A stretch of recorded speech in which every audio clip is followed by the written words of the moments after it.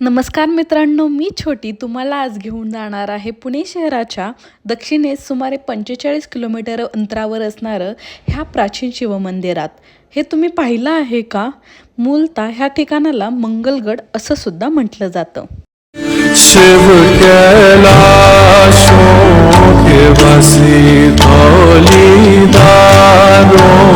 के राजा शंकर.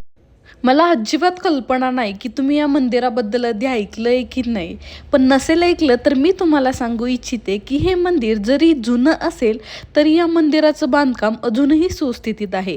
फक्त या मंदिरावर जर परकीय इस्लामी देशांनी आक्रमणं केली नसती तर आपल्याला भारतामध्ये अशी कितीतरी सुंदर मंदिरं पाहायला भेटली असती. असंच 13व्या शतकात यादव काळात बांधलेलं हे प्राचीन शिवमंदिर.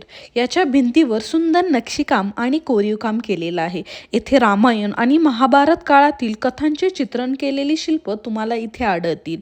मग तुम्ही या मंदिराला कधी भेट देताय आणि मला लाईक, कमेंट, शेअर करायला विसरू नका.